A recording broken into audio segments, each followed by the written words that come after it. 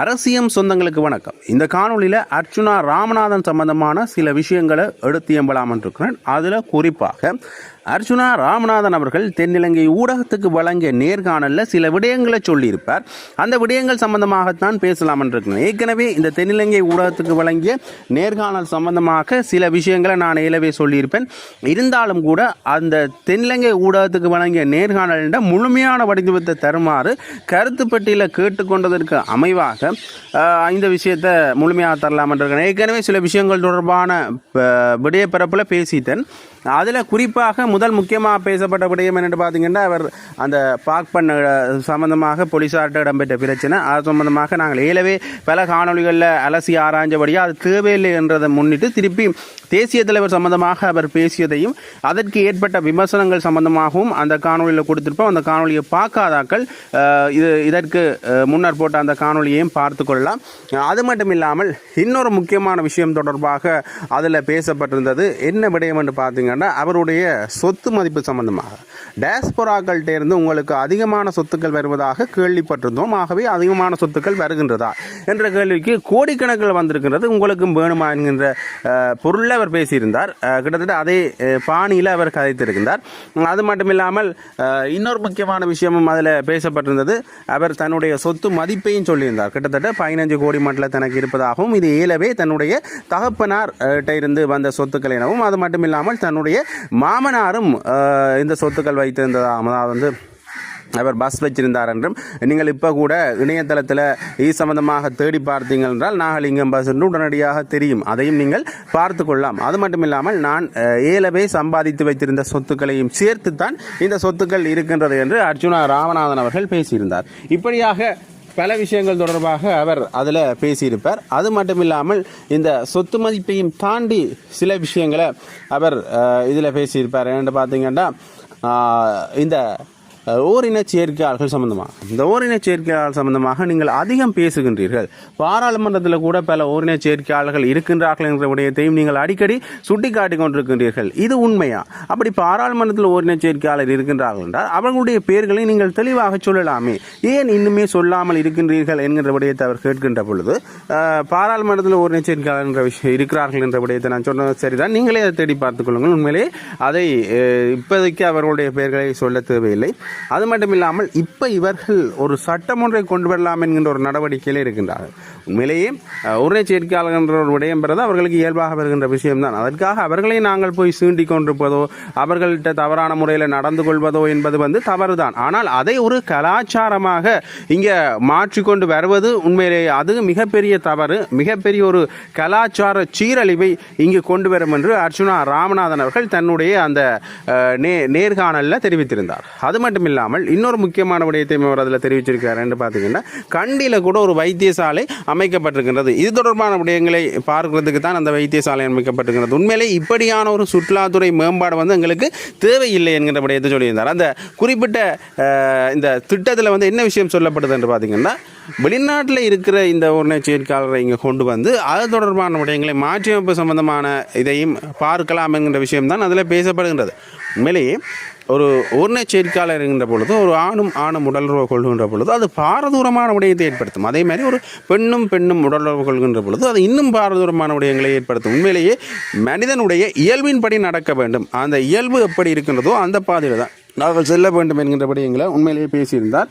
இந்த விஷயம் சம்பந்தமாக பேசுகின்ற பொழுது இதில் இவர்கள் அதாவது இந்த ஓர்ண சேர்க்கையாளர் LGBTQ என்பவர்கள் தங்களுடைய உரிமையை நிலைநாட்டிக் கொள்வதற்காக அண்மையில போராட்டங்கள் மற்றும் பேரணிகள் கூட நடத்தியிருந்தார்கள். அது எல்லாரும் தெரிஞ்ச விஷயம். அது மட்டும் இல்லாமல் அந்த போராட்டங்கள் பேரணிகள் கூட பலர் மத்தியில் விமர்சனங்களை ஏற்படுத்தியிருக்கின்ற ஒரு விடயம்.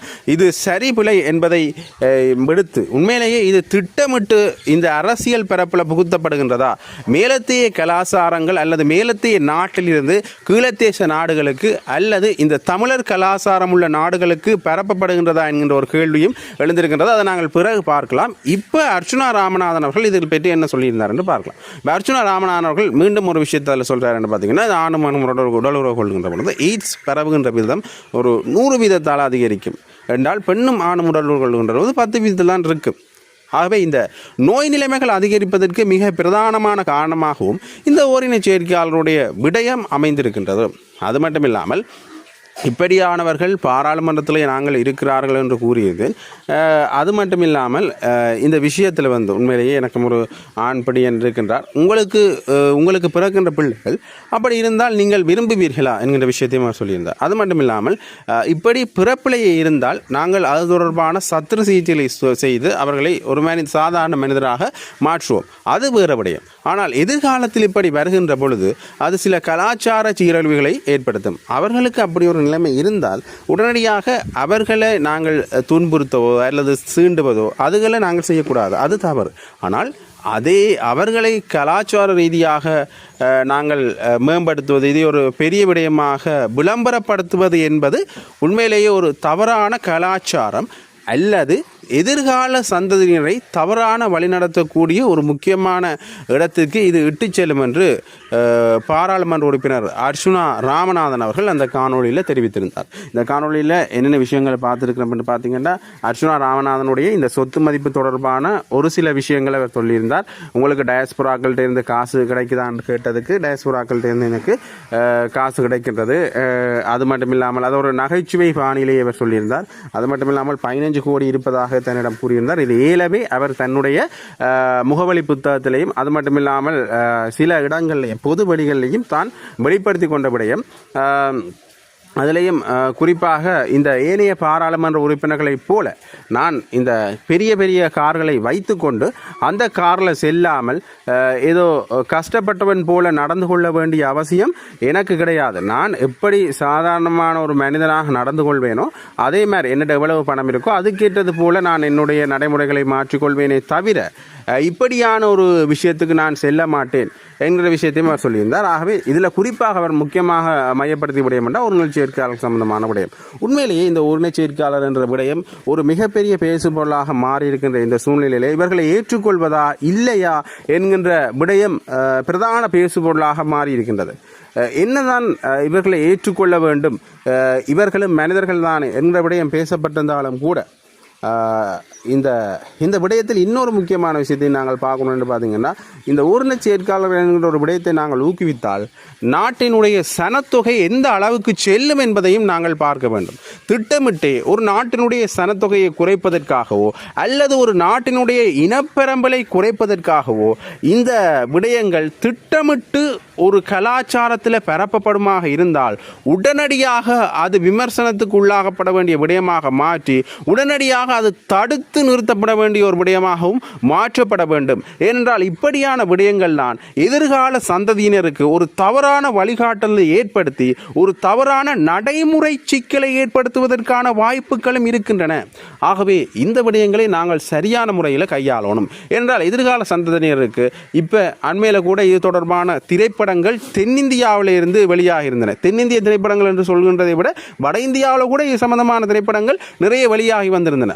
உண்மையிலேயே இந்த விடயத்தை நாங்கள் பேசுகின்ற பொழுது அவர்களை நாங்கள் துன்புறுத்துவதோ அல்லது அவர்களுக்கான ஒரு சில விஷயங்களை நாங்கள் கொடுப்பதை நிறுத்துவதோ தவறு. ஆனால் இதை ஒரு கலாச்சாரமாக பிரகடனப்படுத்தி இதையும் இப்படி இருப்பவர்களை நாங்கள் விளம்பரப்படுத்துவதன் மூலமாக மேலும் மேலும் இந்த கலாச்சாரம் உள்ள புகுந்து இதற்கான ஒரு சரியான புரிதல் இல்லாத எதிர்கால சந்ததியை நாங்கள் உருவாக்க வேண்டி நேரிடும். இதற்கு சரியான முறையில் நாங்கள் செல்ல வேண்டுமாக இருந்தால் இதற்கான சரியான மருத்துவ சிகிச்சைகளை வழங்க வேண்டும். அந்த மனிதர்களை இயல்பாக மாற்றக்கூடிய சாதாரண மனிதர்கள் போல மாற்றக்கூடிய ஒரு மருத்துவ சிகிச்சைக்கான நகர்வு தான் இதற்கு ஒரு சரியான வழியாக அமையும் ஒழிய இதே விடயத்தில் இருந்து கொண்டு இந்த ஊர்ணச் சேர்க்கையாளர்கள் என்கின்ற ஒரு பாலின ஈர்ப்பு என்கின்ற அதே விடயத்தில் இருந்து என்றால் எங்களுடைய வளமையான விடயங்கள் என்று பார்த்தீங்கன்னா எதிர்ப்பாலின ஈர்ப்பு தான் இயல்பான ஒரு விடயம். ஆகவே இந்த ஒருபாலின ஈர்ப்பு என்கின்ற விஷயத்தில் இவர்களை வைத்து கொண்டிருக்காமல் எதிர்ப்பாலின ஈர்ப்பு என்கிற விடயத்துக்கு இவர்களை மாற்றுவது அல்லது ஏதோ ஒரு சத்திர சிகிச்சை மூலமாகவோ ஏதோ ஒரு வழிவகை மூலமாகவோ இவர்களை மாற்றுவது தான் ஒரு சரியான வழிவகையாக அமையுமே தவிர அதே விடயத்தில் வைத்து கொண்டு அப்படியே நகர்ந்தோமாக இருந்தால் இது தமிழர் விடயத்தில் மட்டுமல்ல இலங்கை மற்றும் கீழத்தேச நாடுகளில் கூட ஒரு மிகப்பெரிய ஒரு ஒரு சனத்தொகை வீழ்ச்சியை ஏற்படுத்தும். சனத்தொகை வீழ்ச்சியை ஏற்படுத்தினால் ஒரு காலகட்டத்தில் இந்த மனித குலத்திற்கு எதிரான மிகப்பெரிய போர்க்கொடி ஒன்று வெளியில் வரும். அது யாரால வேண்டுமானாலும் பெறலாம். இது ஒரு வெளியில் சொல்ல முடியாத அல்லது இதை ஊகித்து பார்க்க கூட முடியாத அளவுக்கு மிகப்பெரிய சிக்கலை மனித குலத்துக்கு ஏற்படுத்தும். இதில் தமிழர்கள் என்றோ சிங்களவர்கள் என்றோ மேலத்திய கலாச்சார என்றோ பார்க்க முடியாது. இது வெறுமனே மனித குலத்திற்கு ஒரு ஆபத்தை ஏற்படுத்தக்கூடிய விடயமாக மாறும். ஆகவே எதிர்கால சந்ததியினர் இது தொடர்பாக சிந்திப்பி செயல்படுவீர்.